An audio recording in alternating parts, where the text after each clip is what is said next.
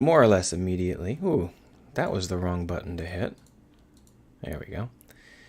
All right, we're streaming. Let's go ahead and tell the world. Streaming Indie Day of doing planet stuff, I think. My brain's not working today, and I ate some weird stuff for lunch, so we'll see how long it takes for me to start making too many mistakes and having to stop streaming. We'll see. So let's just take a quick look. While you were gone, I went ahead and added in a few little things like post effects.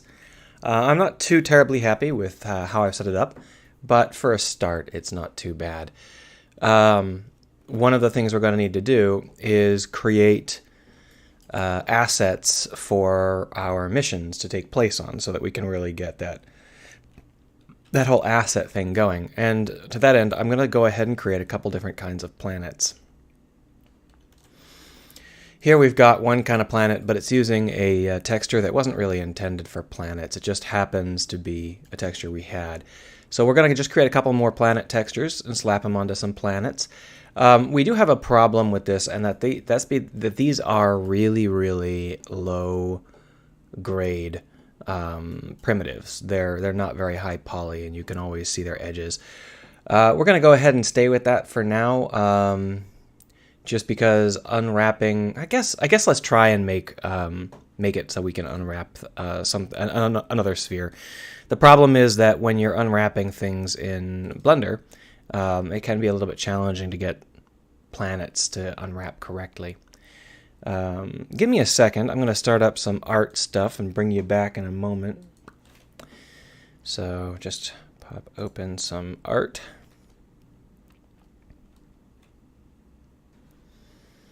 And create a large canvas. And then save it into a directory that makes sense.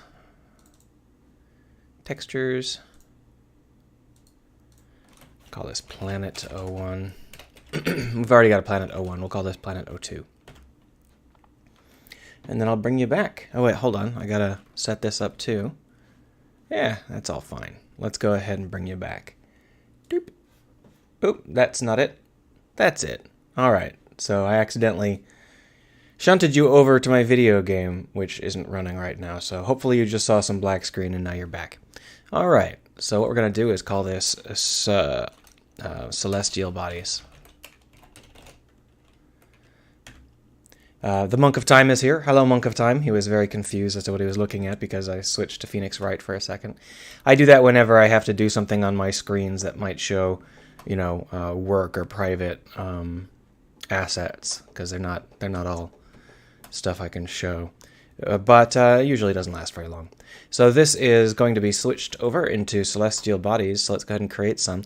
We're going to create a Celestial Cube. The reason for that is because otherwise Unity will think we only have one thing in here, and that'll make our world a little bit annoying later on. So here, this is a sphere. We're going to go ahead and punch it up to 64 by 32, which is not a small scale, right? That's going to be a pretty good planet for us. Let's go ahead and smooth out the faces.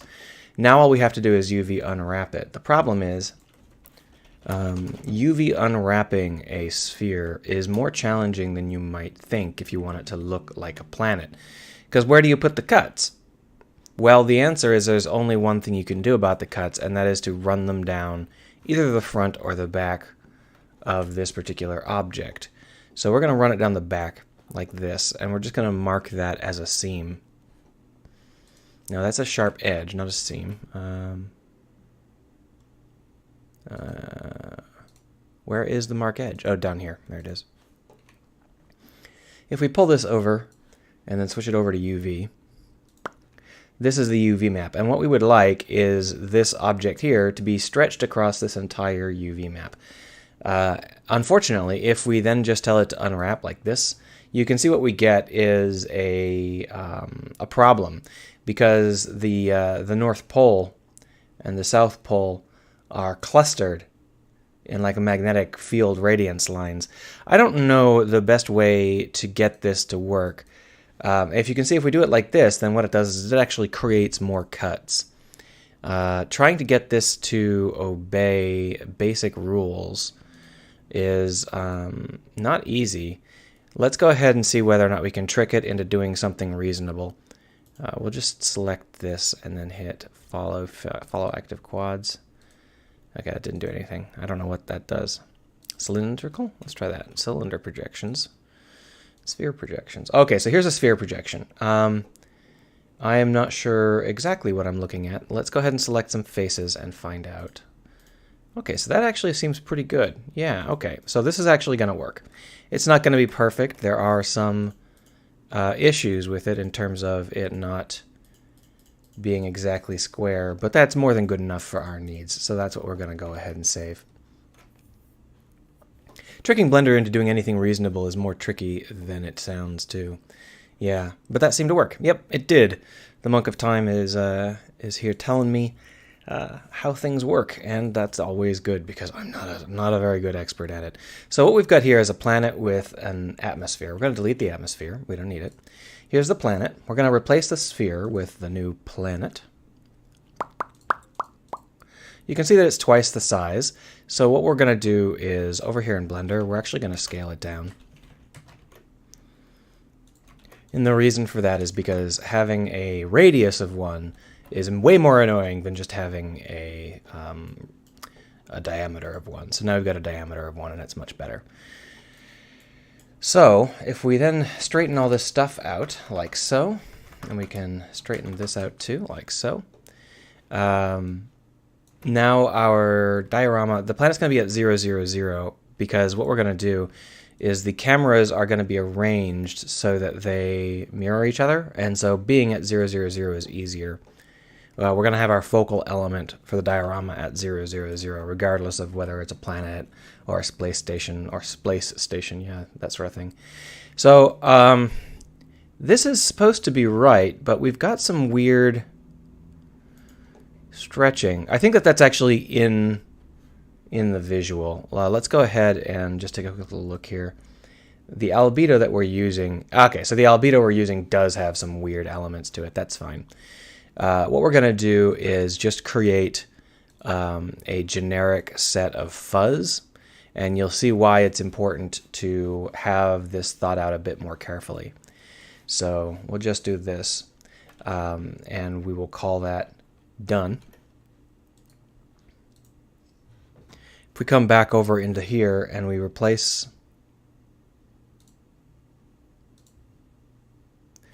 Force quit Unity? Whatever. Give me a second. I gotta reopen Unity because it's bugfuck nuts.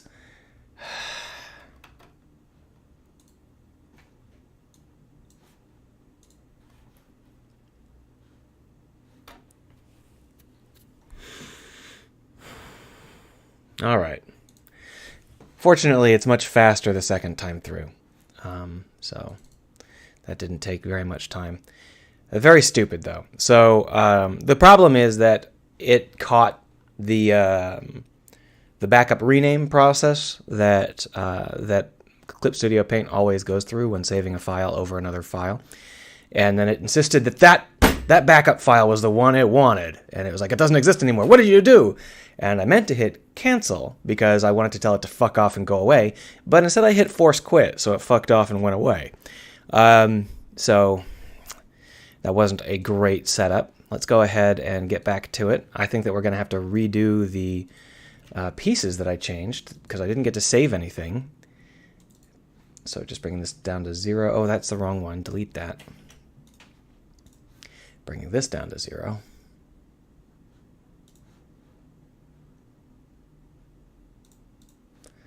That's going to be at 0, 0, 0, 0, 0.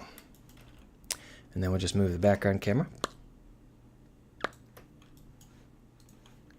All right. So right now the planet is using that, the one we created with that heavy brush. We're going to go ahead and just drop in fuzz, and we're going to make sure, going to take a look and see the kind of nonsense we get Why is there a planet O2N? I think that's supposed to be a planet O1N. My guess is that when I duplicated planet O1, it named it planet O2, which is not what I wanted. So if we drop in planet 2 here into the albedo, and then we just clear out this normal map entirely, what we're going to see is that, first off, there is in fact a noticeable seam. We had to create one. That's normal. There's nothing we can really do about that. It seems like there's two seams, but I don't think there is. I think that's an illusion created by a lighting problem. But what we normally see in this sort of situation is that the pixels up near the North Pole and the South Pole are radically more stretched than the pixels down at the equator. So here you can see what we've got. This is the North Pole. So it's on its side. That's what's happening here. The operation, when you're switching over from Blender to Unity, it rotates at 90 degrees. I forgot about that. There we are. That's what I was expecting to see. So you can see how brutally stretched that is. And the reason for that is because there is a whole lot more pixel and a whole lot less space. So what we can do to fix that is we can actually create a transform, a mesh distort. Can I not use geosphere in this? Do you have a geosphere? I've never heard of that. Is that an asset I'm not familiar with?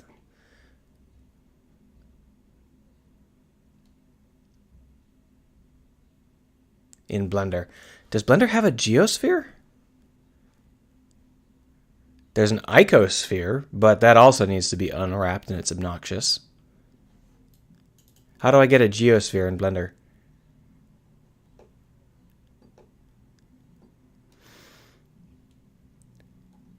Fundamentally, the icosphere will have the same issue. It's going to have places that are distorted. One of the things you can do is you can map a cube to a sphere, which is what you do if you're planning to, have actual surface topology. But the problem with that is that it creates 6 seams, or even more than that, rather than just one. And that means that actually creating the surfaces is quite challenging. But the icosphere doesn't come pre-baked in terms of having a UV map, so I would still have to unwrap it and get that to line up in the right way. So it's going to be a challenging either way. This is the right choice, but the fundamental issue here is that we've got a squeeze here. The 2 ways to get around that squeeze is, one, we can do a mesh transform and stretch the upside and the downside of this image so that it's got a much, much wider base. To show you that it's not that hard, just go over here into Image, Transform, Mesh Transform, and then we can basically just pull stuff. The problem is it's really hard to get that stuff pulled correctly since we don't actually have like measurements that show us how much the pulling needs to be, and it's actually not even pulling smoothly. It's pulling on angles, right? So this will help, but it's going to be something that's really, really fussy. Oh, that broke it. What happened? Whatever. So it's really, really fussy. The other option we've got is that we can go over here into the UV map, and we can shape this UV map into something more of a circle, which is not particularly ideal, but it's not too terrible. So that's what we're going to do. The only problem we've got with this is that the top and the bottom are mirrored from each other, which is a strange problem to have. The extra object add-on might have a better sphere under regular solids. I don't know how to access that, but the sphere is not the problem. The problem is that fundamentally mapping a square thing to a round thing is a bit of a challenge. I'm not sure why Blender decided to cut it like this, but it's okay. It's not that big a deal. What we'll do is we'll just turn on proportional editing and then scale this down like x-axis only. There we are. So when I scale it on the x-axis, you can see how it starts to invert down there. And that's due to the way that this is set up. I think if I were to go down and select these guys and scale x down. Okay, so I need to change this to a sphere. That's what I need to do. That's better. So if we do that, you can sort of see how we get this shape. We actually want it to go the other direction. Maybe a smooth would be better. Let's find out. Yeah, it's not too bad, but it still it needs to have like a custom shape, I think.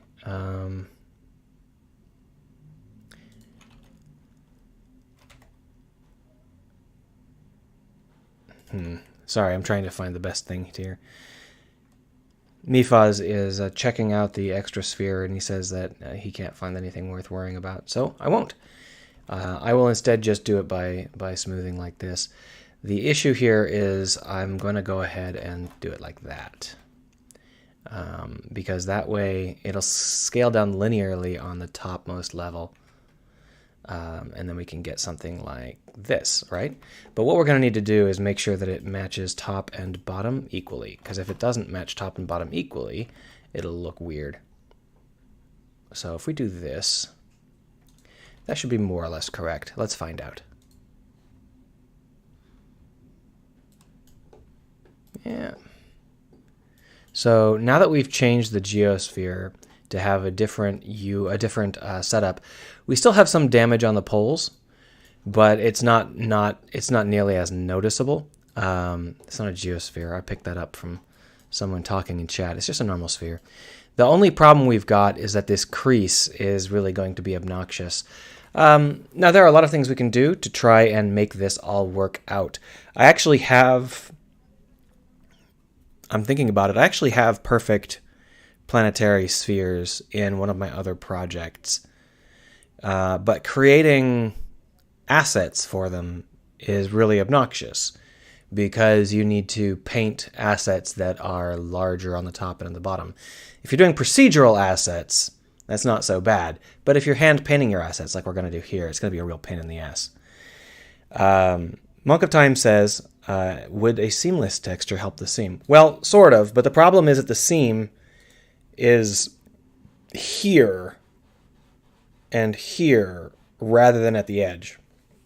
Because what I did when I set this up is I said to ignore large chunks of the image, as you can see. Which means that if we were to try and bring that into a... sorry, I gotta just bring this down and change it a little bit here. There we are. So if we were trying to create a seam, we would have to create a seam like this, because the image is not actually being 100% used. We're chopping chunks of it out. The actual thing for us to do would be to move these over to the side and create like a bulge, like a sideways version of the, just, you know, a circle, half circle. But I don't know of any easy way to get Blender to do that. So anyway, we're just going to try and test this out for a little while. We're not going to worry about it too much for the moment. As long as it is reasonably planet-shaped, we're going to be fine. What we're going to do is try to create some objects, some textures that will give us a good planet look. That means that what we're going to want to do is layer on some extra elements like multiple depth maps and multiple sky maps. Mr. Supli says unwrap it as a grid and pull the sides of the edge using spherical fall off with proportional editing. I can't unwrap it as a grid, which is why I didn't. There doesn't seem to be a grid unwrap function. All I've got is like a cube projection, which is not what we need. No.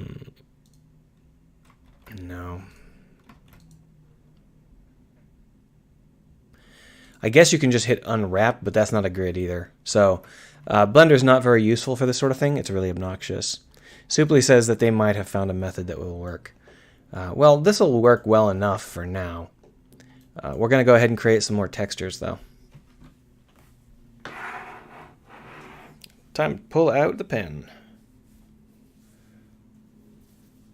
I got lots of people chatting in chat today. Normally I get like 2 messages over the course of the entire thing. Alright, so this is fine. We'll just go ahead and delete that. We're going to paint in some clouds, and these are going to have an alpha element to them. So let's go over to this oil paint and paint in some clouds with a kind of a light gray like this. See? Just to make sure that we know what we're doing, we're going to fill in with black so we can actually see what we're painting. Sphere projection tool shelf. Sphere projection tool shelf direction aligned to object seems to give grid mapping. Well, let's try it. So sphere projection, tool shelf, direction, view on equator, view on aligned to object, aligned to object.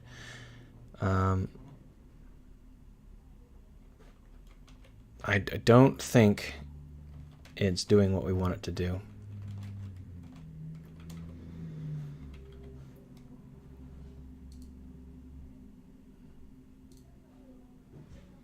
Yeah, this is not working particularly well. I'm not sure why it's doing what it's doing, but what it's doing is a really, really damaged grid project. It looks like it has decided that there needs to be a cut around the top for some reason. If I were to clear this cut, it might work. Let's try it. No, I did the same thing. It doesn't care about whether there's a cut or not. There's definitely something wrong with that. It might just be that I've got too many faces for the sphere project. It happens. So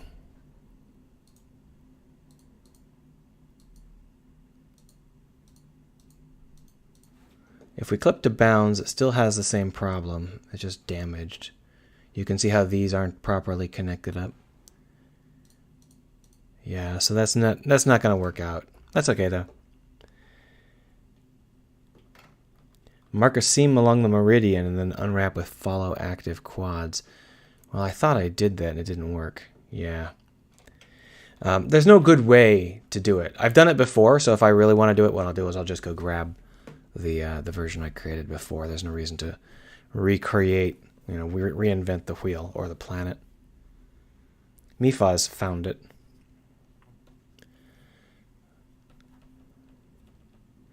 These are way too big. Let's pull that in some and paint with a higher density. Just recreate a sphere and check generate UV. Oh, that's an interesting idea. Let's try it. UV sphere, generate UVs.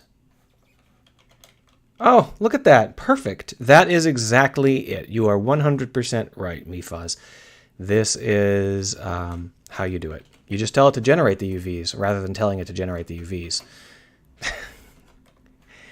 All right, so we're going to go ahead and name that planet cube UV, and the other one we'll name planet adjusted UV. And then what we'll do is we'll move my mic so I stop bumping it. Bump, bump, bump, bump. Bump, bump, bump, bump. Hopefully that didn't make too much noise. So now we've got a perfectly set up sphere, and we've also got a crappy sphere, both of which are going to be fine. But unfortunately for us, we have to reselect them. So if we take a look at the planet cube UV, you can see the stretch marks are particularly aggressive here. That's just to be expected. I am actually thinking that we have a problem with these cube UVs. It looks like rather than each layer being connected, each slice is done separately. Which, oh no, wait, I just forgot to smooth it, didn't I? Yeah, okay, let's try that. Smooth. Yeah, much better. So here you can see that we got that same stretching that I was talking about. This stretching is something that doesn't really ever not happen, just because of the nature of the sphere being a different shape than a flat image. So, we can do whatever we want with it. Now that we have both options, we can develop however we want and come back to it later. So here's the adjusted UV with a little bit less distortion on the top, but it's still pretty distorted. We can also go in with procedural. So we got two options. We can either adjust the image and keep using 100% of the image, or we can adjust the UV map and cut certain parts of the image out. Problem is, if you cut certain parts of the image out, it becomes extremely hard to get a seamless texture. So if we created a shader which would distort the UVs of the image to try and make it work, then we would never be able to have textures that don't have just these massive edges. We could try and adapt with that using like fill and fuzz and all sorts of stuff, but in the end, I think we're going to have to do texture permutations. So what we'll probably end up doing is using an asset generator that takes these assets and stretches them. Alternately, we can try and paint them stretched, but that's quite challenging as well. We'll go ahead and just do a couple of things here. So basically what I'm doing is I'm creating some clouds, just some generic stuff that'll help our planets feel a little bit more,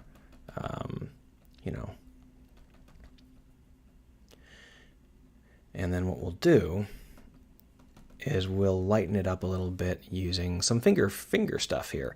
This finger element can be used to just brush whatever you need to do. We're going to bring the color stretch way, way down, and basically we're just going to scrub it. And this is like super, super generic, right? Let's go ahead and save it. We're going to call this Planet, we'll call it Atmo 01. So now that that exists, we can come over here and we can add the Atmo 01 to another element. We do have to make sure that the alpha is transparency though. So over here in materials, we have a planet material. I thought we do not. So we're going to create a planet material. I bet it's just in another directory, but that's fine because we need to do it all over again. So we're going to call, there's planet 1 right there. Yeah, okay, so let's go ahead and duplicate that. And call this Planet Atmo 1. There we are. And what we're going to do is select the Atmo 1 element, give it a different color, switch it over from opaque to transparent, and then load it up onto the planet. So here's the planet, and we'll just go ahead and add in a second material, and that'll be Planet Atmo 1. Now it's complaining that there are multiple materials, extra materials on the planet mesh, but that's not a big deal. In the long run, what I'll do is I'll create a custom shader that takes several textures. But in this case, all we can do, just for a quick little test, what we'll do is we'll just set this up as its own thing that's just using multiple textures. It's no big deal. If we come down here into the planet map, you can see it's already tiled at 2. We can continue to update that tiling, but it's going to end up looking like that. So what we really want to do is create another Planet Atmo texture, and then do like a tiling of -2. And then drop that in on the planet as well, like so. And we can also do offsets and stuff. So we'll just like move this one. Oh, that's tiling on the wrong asset. So we can bring this up, for example, and then we can bring this one down. And there we've got a really, really basic planet. We can also just move on the x-axis a little bit to break that up. There we go. It's a really, really basic planet where I just wanted to make sure that our Atmo seems like it exists, right? So if we look over here on the game and we hit play, what we're going to see is that we have this zoom in. And the planet's way over there now. And of course, it's out of our view. We're too far from it. So that's because our camera is just really, really far back. I moved it too far. But really what we should do is use the background camera, this, and we'll just change this from 1000 to 100 and see whether or not that fixes it.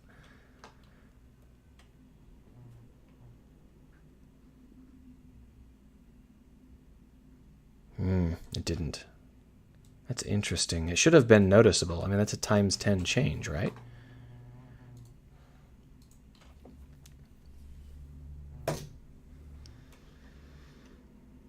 Oh, I know what the problem is. The problem is that we're moving backwards and then we're moving forwards. So that's why it's doing that. So that's fine. We'll just go ahead and bring this background camera forward until it's the right size for what our final planet should look like. So like this.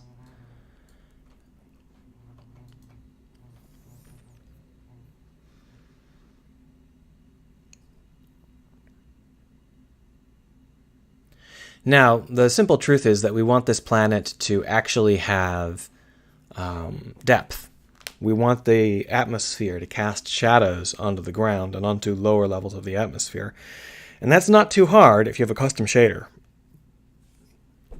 But it's quite hard if you don't. The other problem is that this atmosphere, right now I'm using a really aggressive, let's go ahead and change this background camera's post-processing. So if we look at the diorama, we've got a post-process volume here with this depth of field. The depth of field is being affected by this, but what I really need to do is change it so that regardless of the depth of field, it never gets too blurry. So if we do it like that, that's a little bit better. But changing this multiple will allow us to see where the planet is. It looks like it's at like 1, so we'll just go ahead and set this at 0.07. And hit play and see how that looks. Later on we'll do something more clever with that camera, but basically the idea is that the background camera needs to be in focus until we get close, at which point it should focus on the thing that matters. We'll probably do that using an actual, like, are we in focus? Do we need to change focus? But for now, this will work fine. The only problem is that this focus distance, so I'll just increase the aperture a lot. Yeah. No biggie.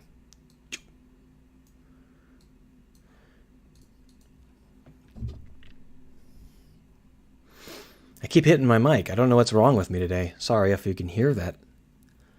Good enough. So this planet is totally garbage because of a lack of a decent shader. So what we're going to talk about in my head here is how the shader would work.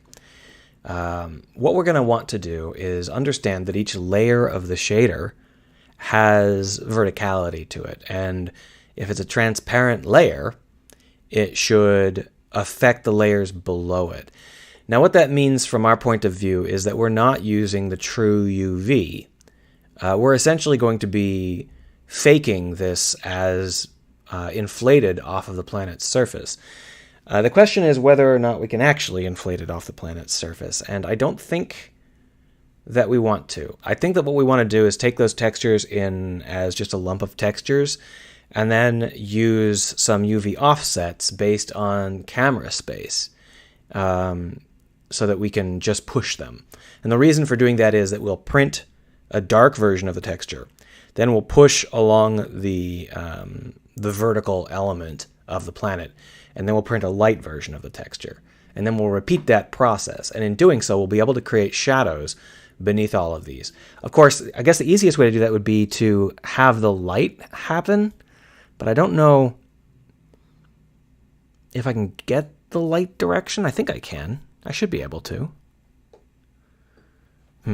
Well, anyway we cut it, I think it's probably worth trying. If we look down here, we've got text mesh installed, but I don't believe that we have... No, we don't have the actual shader editor that I'll be using, which is not the Unity shader editor. So that means we've got to go over into the asset store and install it. The new Unity asset store is crap, so just switch back and then we can go and find our downloads. And one of our downloads is going to be the Amplify.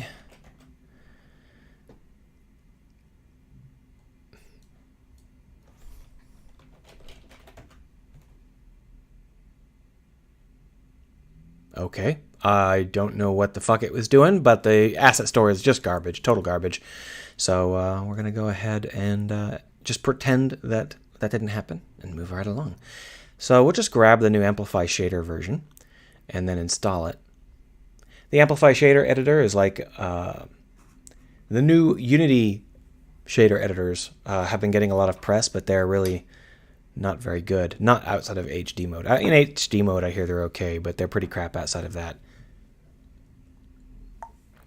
Whereas Amplify and its buddy, which I also have, work in every mode, or at least the modes I use. And they give me things that the other ones don't give me, like light direction. So that's why we're using them. Grind, grind, grind, grind, grind. Okay, well, let's put this art stuff away so that I can actually type.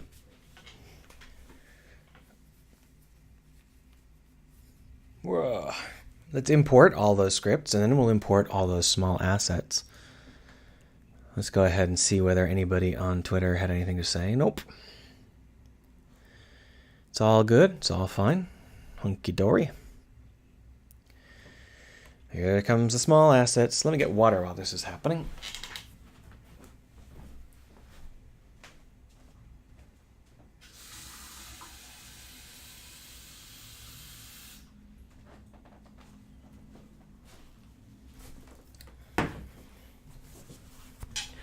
I honestly thought I had this installed, which is why I didn't install it. I would have installed it off screen if I'd realized it wasn't. I guess I was developing the shaders in a different project and then porting them over, but there's really no reason to do that.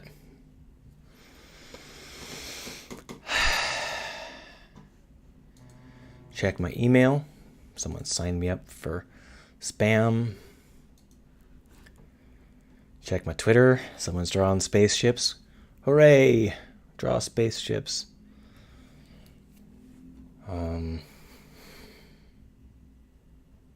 Someone's talking about the giant feast they're going to eat on Easter, which is a good way to spend Easter, I think.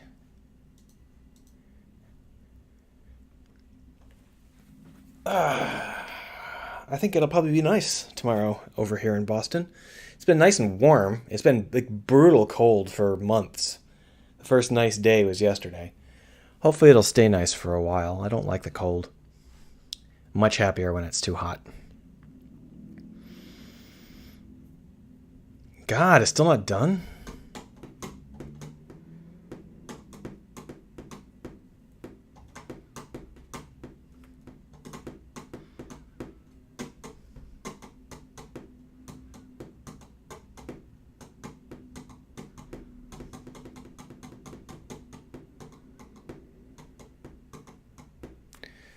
Monk of Time disagrees and says that cold is better than warm, but that just goes to show you that he is a wuss. Yep. I grew up in the desert, which is why I like the heat better than the cold. So there's no actual value judgment going on here.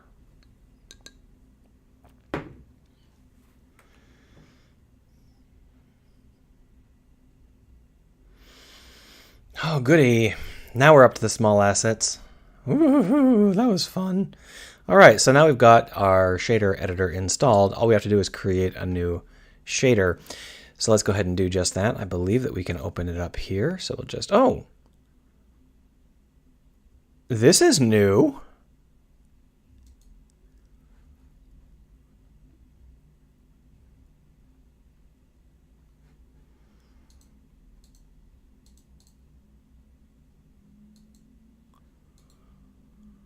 Oh.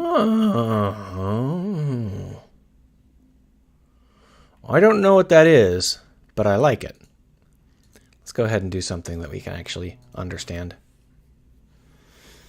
Boom, here we are in the shader editor. So the shader editor has got some basic stuff that we're going to need to do. We're going to need a couple of textures. We're going to start with 2, and then we'll just buff it up later on. So there are a couple of ways to do textures in this particular object, in this particular thing. We're going to use texture objects. They actually take a texture argument, but you know what? Texture samples do too.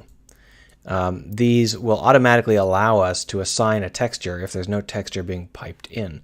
So we're going to go ahead and just assign 2 of these texture samples, which we'll go ahead and call texture sample 0 and texture sample 1 because we're super clever. What we're going to want to do is compile a version of this that has 3 textures. The base texture, a darkened version of the sample texture, and then towards the light, a version that's been scaled a little bit. So we're going to need a float value for how far we're going to scale it. Just go over into float. Can I right click? Hello? There it is. So here's a constant. We'll go ahead and set this at 0.1. I guess 0.001 is probably more like it, since 1 would be the entire thing. Make it 0.01 just for the sake of having some values here. And what we're going to want to do is create this texture sample and this texture sample together, and then another texture sample that is this again with the UV map correctly set up. So I think we're going to need a texture object, because it's going two places. So here's our texture object. Here's our first texture sample. Here's our second texture sample. These are going to go ahead and get set up like this. And the UV here is going to be the default UV coordinates. If we take a look, our default UV coordinates are, I believe, this. I think we can just use this. Let's go ahead and try it before we go any further. So then what we'll do is we will create a layer stack for all of these images. So we'll call it texture stack, an image stack. I think it's under images here. Blend, desaturate, gamma, grayscale, linear to gamma, posterize. Nope, that's not it. Miscellaneous. Billboard, color space. None of these are correct. 4 splats, first pass terrain. To be honest, we probably could use splat maps on our planets. It would probably look pretty good. Maybe I'll think about that. Layered blend. That's what we're looking for. There's another one that's just like it. This is layered blend. It's not what we really want. Weighted blend. I think we do want layered blend. I'm afraid I don't really remember, but this should be okay. So here's our layer base, and here's our layer 1. And the weights here are supposed to come in through, I'm trying to remember what they are. I think they're just a vector.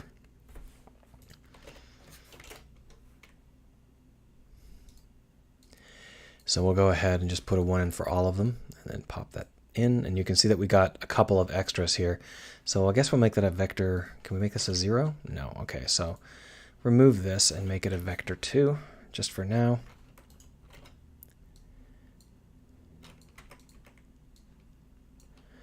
And add this guy in here, and then this will be our albedo. We're not going to worry about anything else at the moment. That should just be enough. Let's go ahead and name this shader. We'll call it Planet. And just take a quick little look.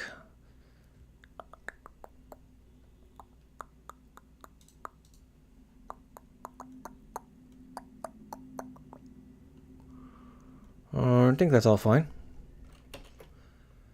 Right, go over into materials and save this as planet.shader. All right, so grind, and a moment later we're over here. We'll open up this planet, grab a different shader for planet 1, and delete the other two. There we are, planet 1. This is the standard shader. We're going to go with the planet shader, which is going to be inside of the base directory. So we'll just drop in the correct textures here. So this will be the, it's probably easier to just go down here and select them. So this is going to be planet 01, and this is going to be planet 02. Now the question we've got is whether or not planet 02 will work, or whether it will barf. It doesn't look like it's working. I don't see any signs that planet... Oh!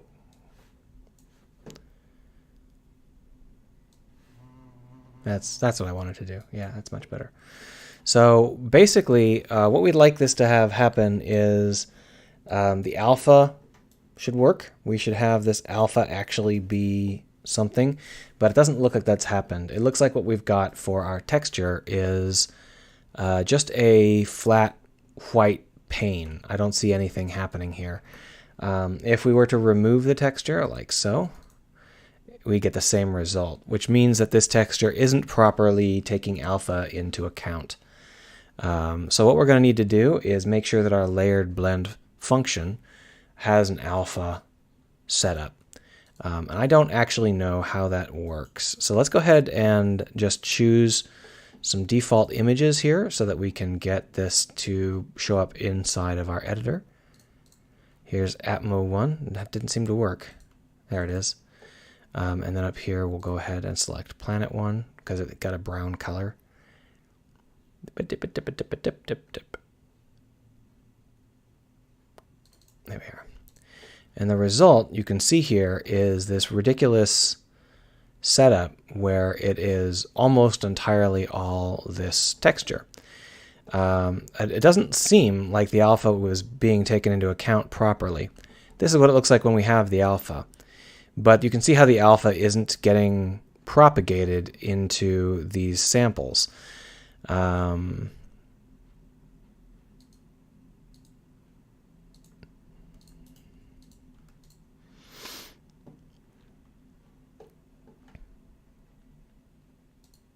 Okay. So the layered blend is not... It's not working? What's going on here? Well, let's go ahead and try a couple of other blends and see whether or not we can get just a setup that actually works.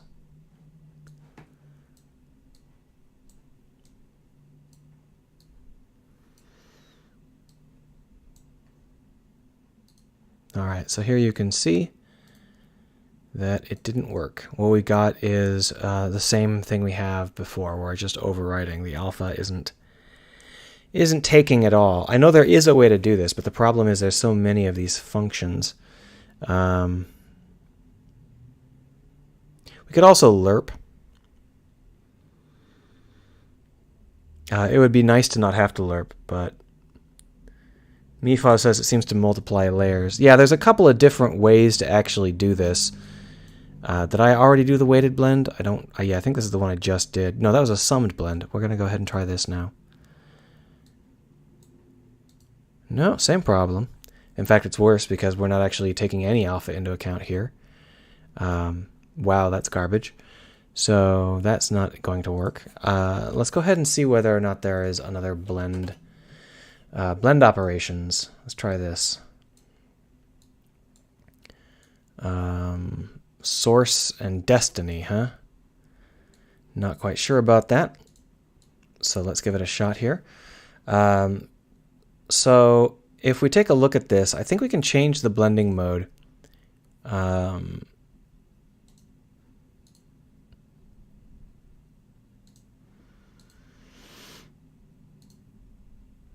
You can see that the alpha for the destiny seems to be taking far too much control. Let's go ahead and swap the source and the destiny here. I'm not really sure what's going on with this. It doesn't seem to be doing any of the things I thought it would. You can see how once we include the alpha, it's just total gibberish, which is not what I expected at all. Apparently none of these are properly taking alpha mixes into account. So I guess we're going to have to lerp, which is a shame because that's really obnoxious. Let's go ahead and take another look here. UI sprite effect and layered blend. We already tried the layered blend. Try lerp, I guess.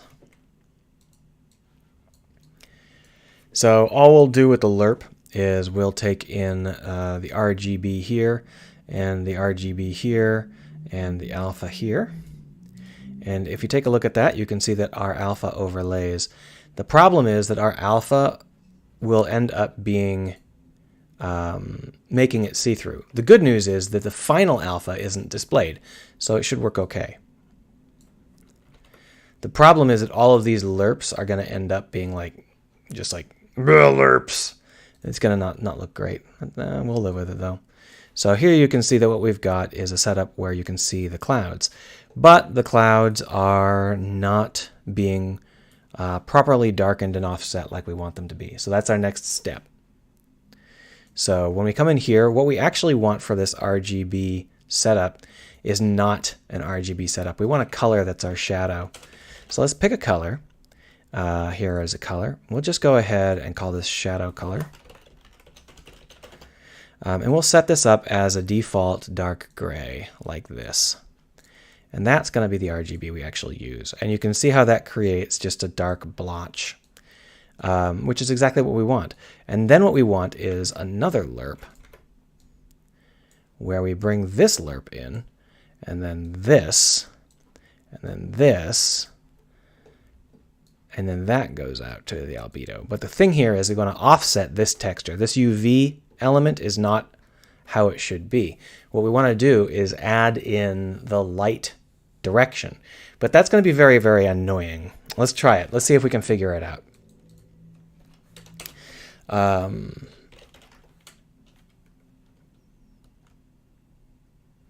Object space light direction.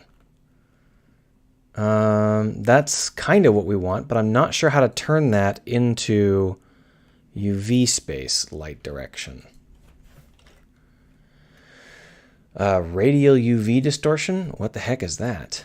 Let's just drag it out for now. Come back to it in a minute. Parallax, panner. Okay, so parallax might actually be a good height view direction. Calculates the offset for parallax normal mapping. That might be exactly what we want.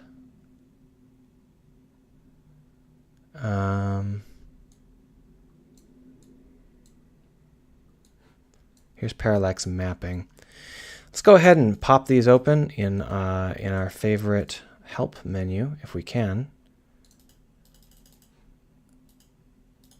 And there is a way to get help on this, but for some reason I can't seem to find it. So I guess we'll just look at it over here. We'll just pull it up. This is Amplify Shader Parallax Offset.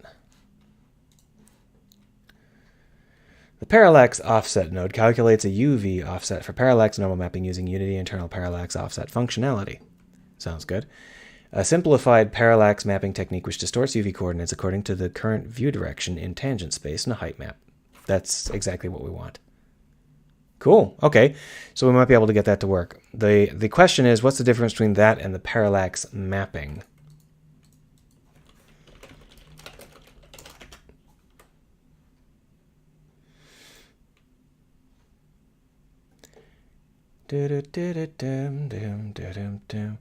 Parallax mapping, also called offset mapping or virtual displacement mapping, is an enhancement of the bump mapping or normal mapping techniques applied to textures. Parallax mapping is implemented by displacing texture coordinates at a point on the rendered polygon by a function of the view angle and the height of the... That's the same thing. So what's the difference? There's a scale involved and a UV input. Okay, so the difference is that this doesn't have the inputs. That's the difference. So if we delete the parallax offset here, and we don't need this, we can go ahead and pull the UV into our parallax mapping and then out into here. But the challenge here is that we need to offset it by a certain amount, which would be the height. Guess what? Here's the height.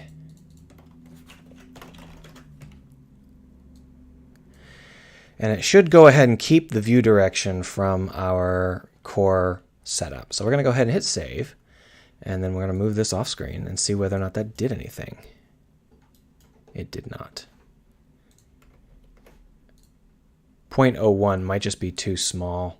Can we edit it? Let's go ahead and take a look here. We didn't make it a editable feature here. Let's go ahead and just change this to be editable. Yeah, that's all good. We're going to go ahead and give a default of 0.1, which apparently means gray, which, oh, fine, whatever. Ah, don't move it. Just move the whole window. Ah, move. Go. What the heck? Here. So here I can't see any signs that this is actually working, like at all. So you can see that we've got these black spots, and then we got white spots that go over the top of them.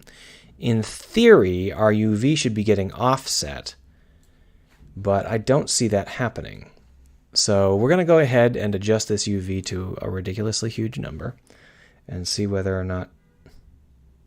There it is. Yeah, it doesn't appear to actually be doing anything. It might be No, it doesn't. Still doesn't appear to be doing anything. This should work, but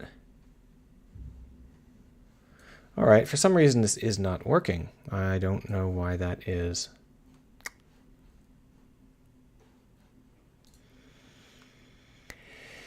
The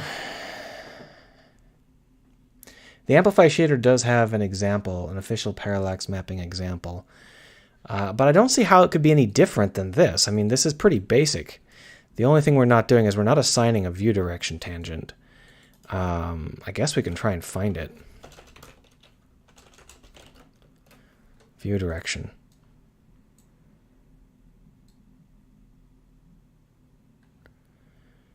In tangent space.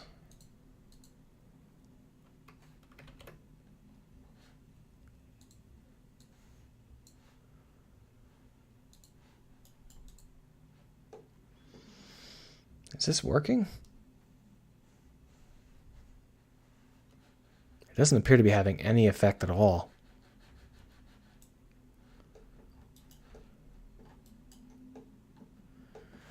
Well, let's go ahead and just try it with some nonsense, and then we'll come back to this parallax mapping and see whether or not we can do anything better here. So add, and then we'll get a texture coordinate in here, and then the texture coordinate again, and then we'll export that to the UV map.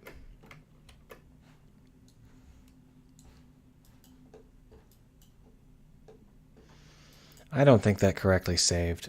Can you save? Like, update? Jesus. All right, there we are. So you can see that our alpha is really, really low. I think we're going to just, before we do anything else, let's double our alpha.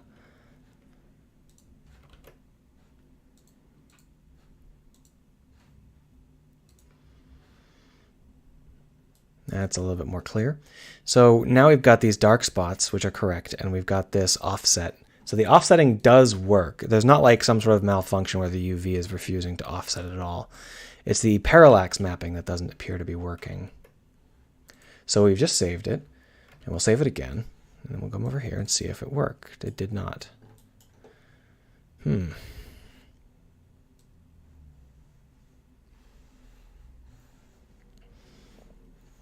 If this is doing anything, it's not clear.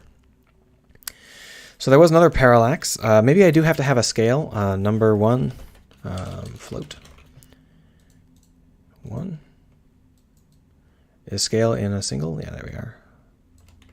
Oh, okay. Wow, that seemed to change things.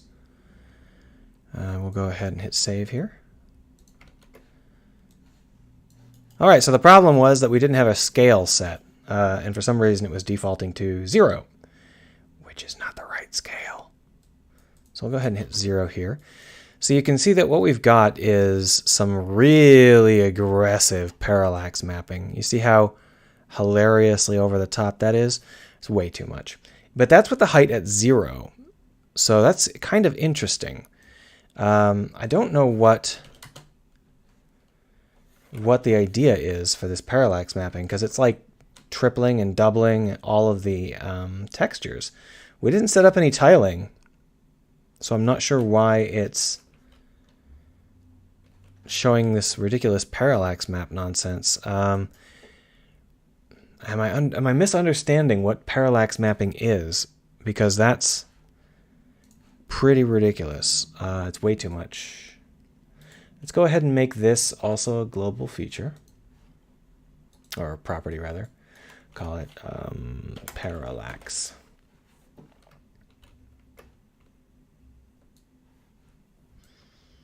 I said save, save, save. There we are.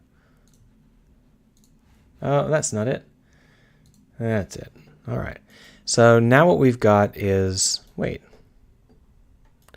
Okay, so when I change the parallax to 0.02, that's actually not showing up. Okay, so you can see that the parallax takes in very, very small values, maybe even takes in negative values. Let's go ahead and make it negative 0.03. All right, there's the sort of thing I was looking for. Okay, now we're getting into some stuff that I can appreciate here. Now, that's what I wanted. I don't know whether or not those of you outside can really get a feel for that. But the shadows are just visible below the cloud cover. And that's exactly what I was aiming for. I could probably punch it up to negative 0.03. But let's try it at negative 0.01. And then we'll increase the height. Okay. So having a positive height actually puts them behind rather than in front. The problem was I had parallax backwards, which, now that I'm thinking about it, obviously these have a negative parallax value because they're in front. It never occurred to me because I'm not very bright. So go ahead and set that up as -1, and then if we set this up as negative 0.01, we can get a nice offset that doesn't end up duplicating the clouds or doing anything mysterious like that. Now that we know how to do it, let's go ahead and just replicate it, give ourselves maybe 3 layers, and then we'll be ready to rock. So this texture sample 0 is actually going to be called ground. And then there's the shadow color, which we'll leave as is. This texture 0, we're going to call this Atmo 0. And then what we'll do is set this up in a way where we can get at it with a copy and paste so that it's just small, like this. And then we got that double lerp. So we're just going to grab this, copy, and paste. There we are. We don't need this guy or this guy.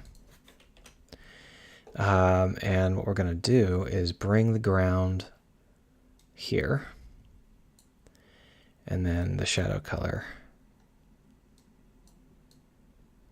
here.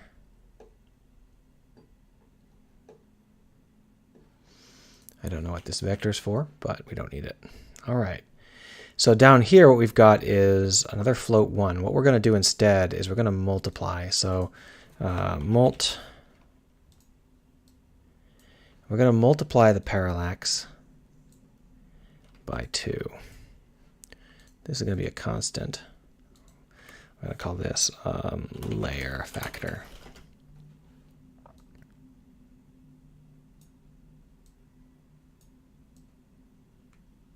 Is that scale? I don't think it's scale that we want to multiply. It's my bad. It's this float. Go away! Stop selecting random crap.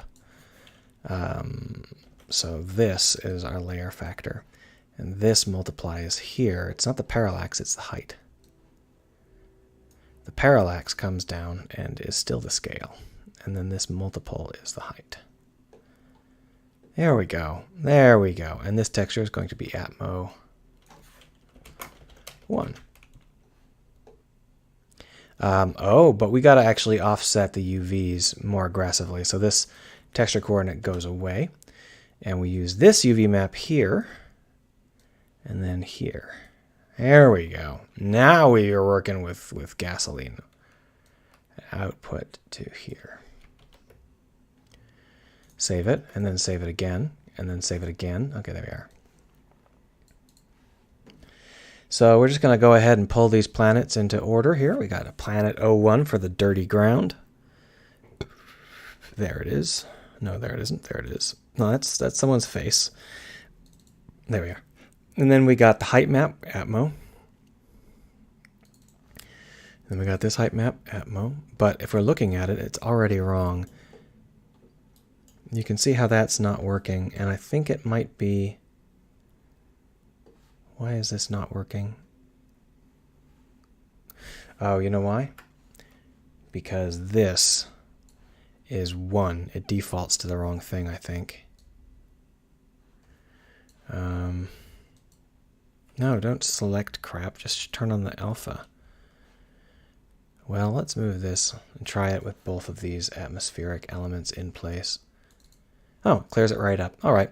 So what we're going to do is we're going to offset the other atmosphere by some amount. But you can see how that doesn't appear to be doing anything. Yeah, none of that is doing jack shit, which is a little strange. So the Atmo here doesn't appear to be... Oh, because we're not using the UV coordinates for the Atmo. So never mind. We actually have to get those UV coordinates back, don't we?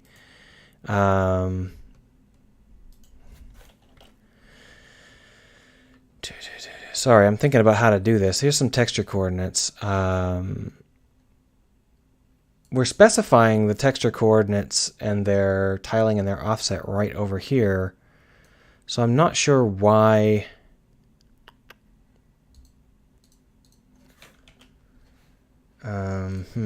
Well, you know what? For now, what we'll do is we will just go over here and create another one of these, just so that we can have two of them. So we'll re-enable the dark element so that we can see what we're doing, and then we'll just repaint some more stuff, just real quick here. We'll use some pointillism brushes. Here, pointillism. That's not going to look good at all. More dry gouache then.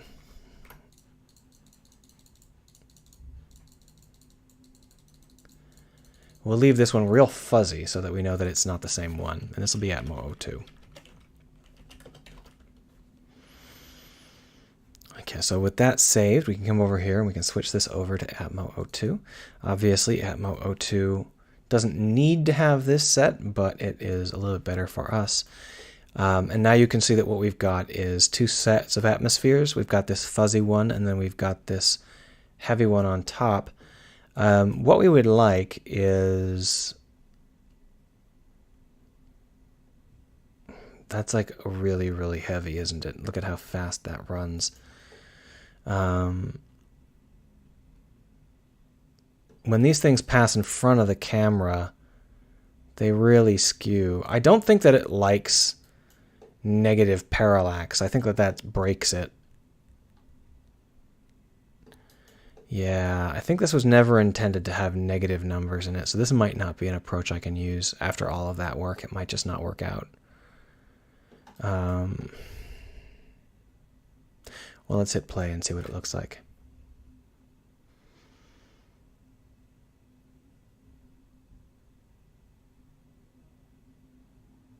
I can probably live with it for now. Later on, we'll need to do better, but for now, it's fine. The only issue we've got is that it doesn't care about the light source. The shadows are not light source based, they're camera based. We could probably try and figure out the right setup for making this work with, whatever we need it to work with. But for now, I'm happy with this. This is enough for us to give our planet some life.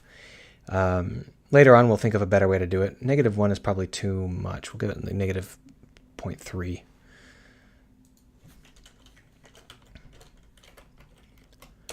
Oh, we can actually just leave it at 0, and it does a pretty decent job. Okay, well, let's go ahead and take a look at it at 0.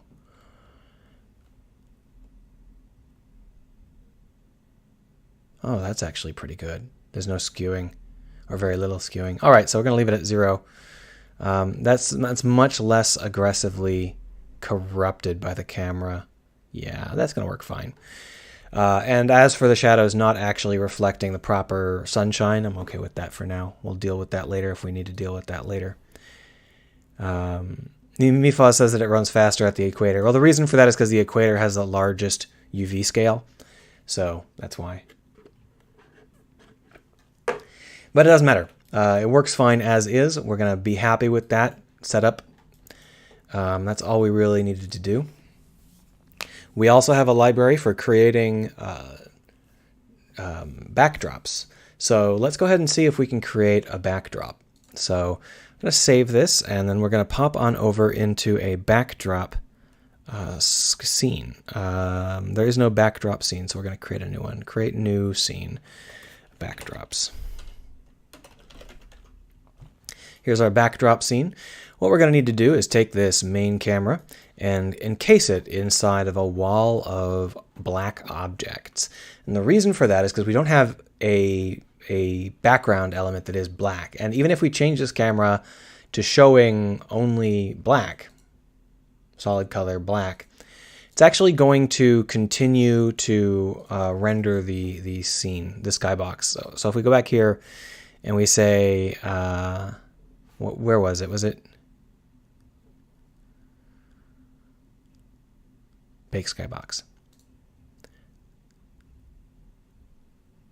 So if we bake that skybox, which I believe it's now in skyboxes, you can see that these have the blue element in them rather than the black. So that means that it's always going to be catching our skybox regardless of whether we tell it not to. So we have to just put it inside of a black container. We don't currently have any inverted spheres. We're going to go ahead and make one. So we'll just go ahead and duplicate this and call it an inverted sphere. And then we will just invert it. Yep. So now we've got an inverted sphere. We'll just put this into the game world, create a sphere, and then invert it. And then give it a pitch black material. We don't have a flat black material at the moment, so we'll go ahead and just create one. Flat black. Flat black material is going to be completely black, and the albedo is going to be a null. And it's not going to take on any tiling or anything like that.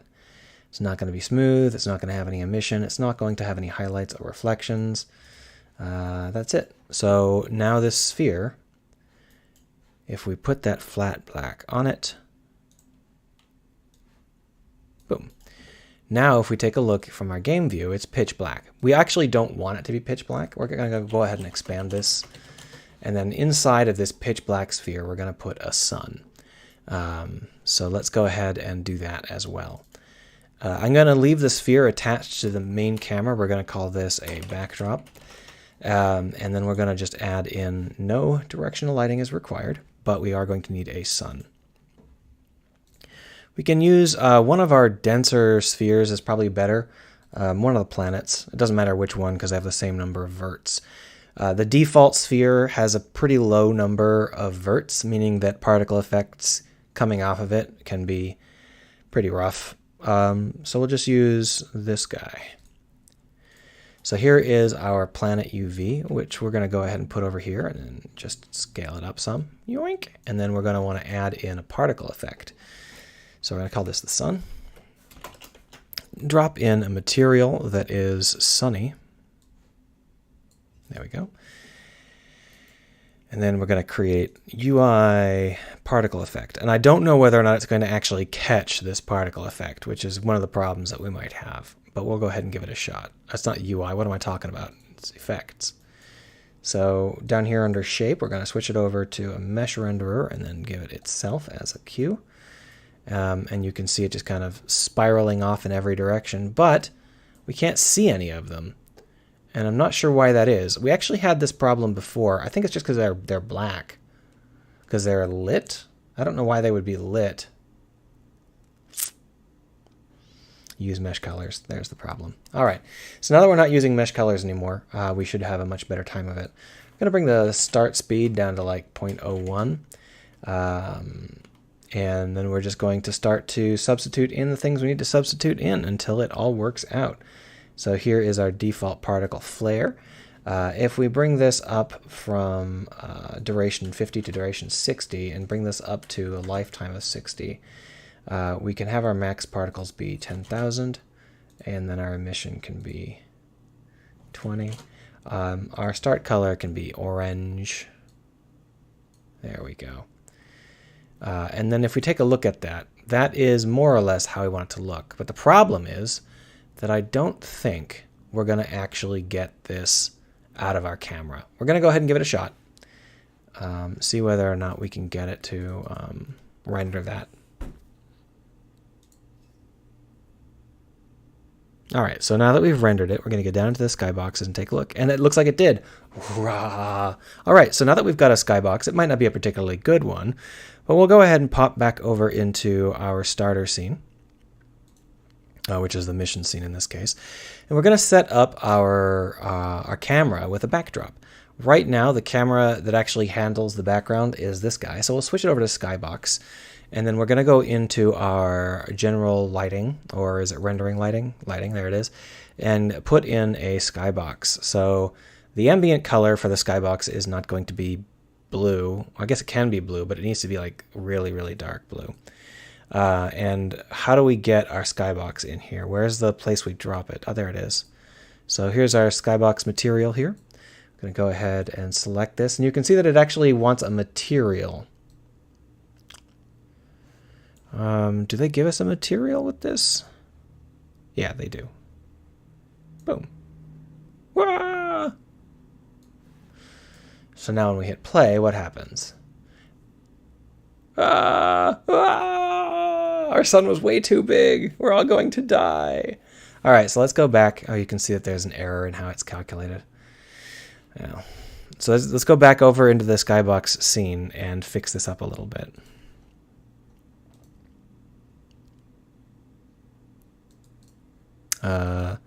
You know what? Let's put the scene over there. Where is this scene? There it is. It's fine. We'll just leave it here. So just save that. And we'll grab this sun. And we will really, really pull it away. So if we take a look in the game view, that's how big we really want it to be. But we actually don't want it to be quite in that direction. We're going to go ahead and put it over here on the right. And then what we'll do is click on that particle system. Click on pre-warm. And wait for it to fill in a little bit.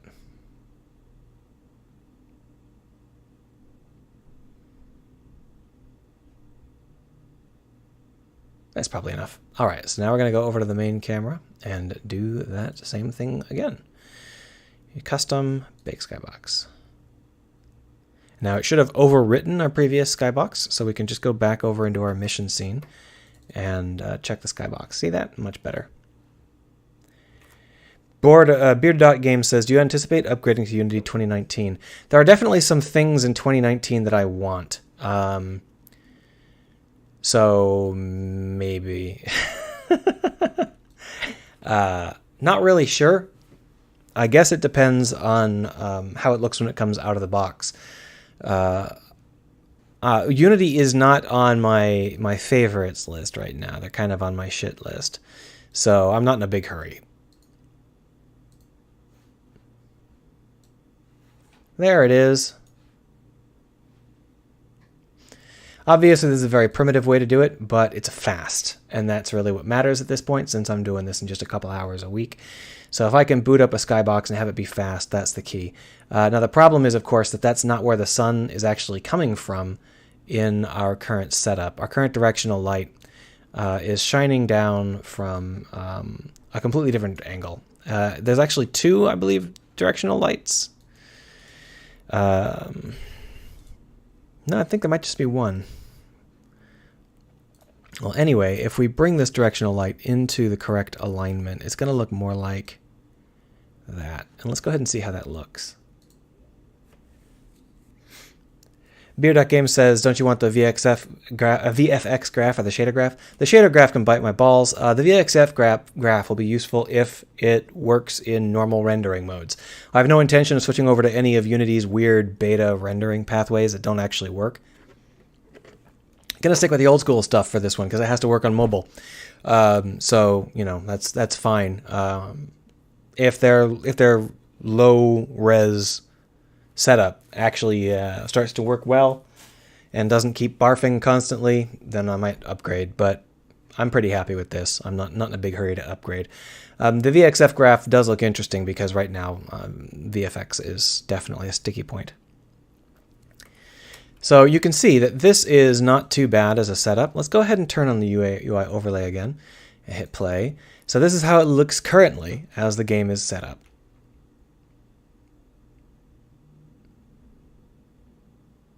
The only problem is I think we want that skybox to be a little bit more central so that we can actually see the sun at some point. So let's go back over into our scenes and see the sun.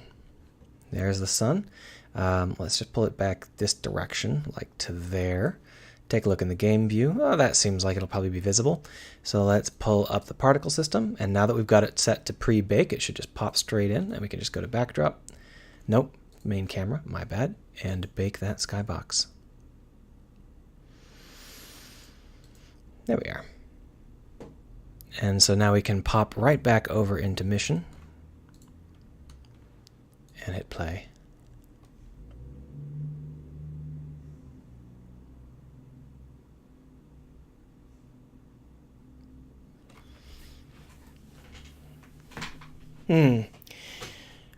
That sun might be a little bit aggressive, but you get the idea, right? That is how it's going to end up working. Let's move the planet a touch, just so that we can get this to feel a little bit right. So if we take this planet, it's currently at 0, 0, 0, but I actually want the planet to be like a glancing blow. So we're going to just move it a little to the left.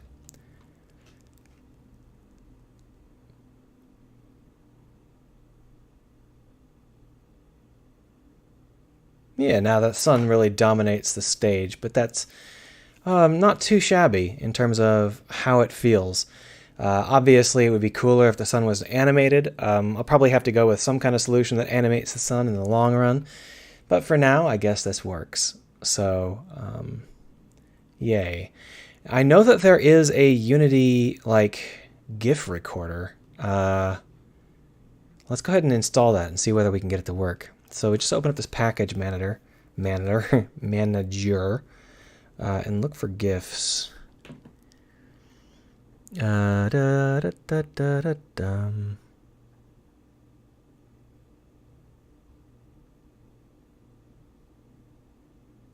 thought there was. I guess not. What was I thinking of? Maybe it's already in here?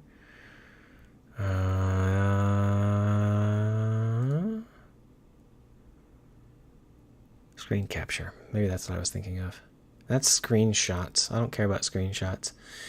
All right, well, it doesn't look like there's a real easy way to take GIFs, so I guess we won't take any GIFs, but I will go ahead and take some screenshots using my own patented screenshot button. Beard.game says, is this a serious mood game or a humor game?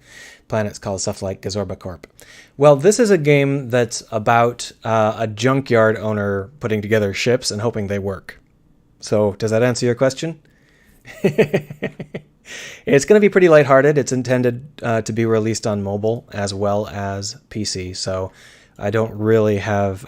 it's not going to be super high quality in terms of the visuals. And I'm not going to be super hard to click on things because I need to have people with phones be able to click on them.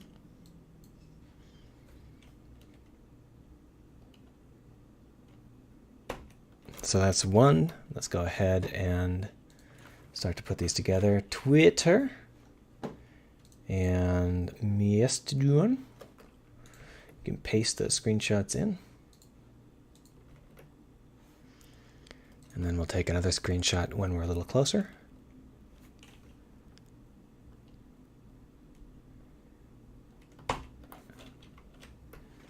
And paste and paste. And then one more when we're real close. But we'll pull up one of these command modules so that we can actually see everybody, right? Let's see if we can put up some people that don't look psychotic. There we are. We'll get that working someday, right? Oh, we don't have any camera controls. That's right, because I disabled them. Let's go ahead and just grab that camera, main camera, and just point it so that we can see the ship options.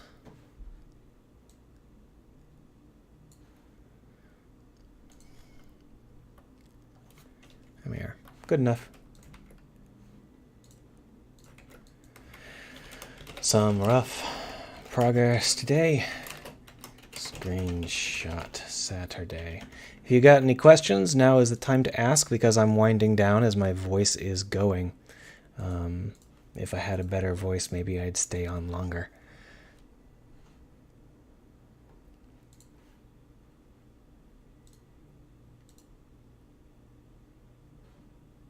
All right, cool. Close it, and go back over to the stream.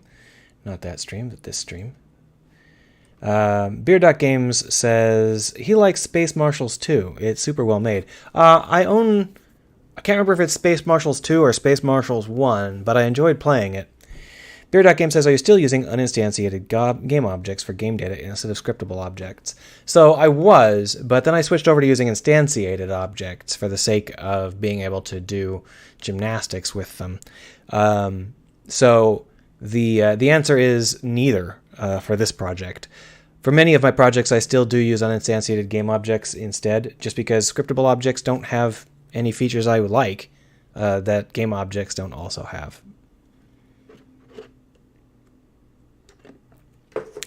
But that is definitely a topic that would take longer than 30 seconds or so to actually finish talking about, so we're going to leave it at that.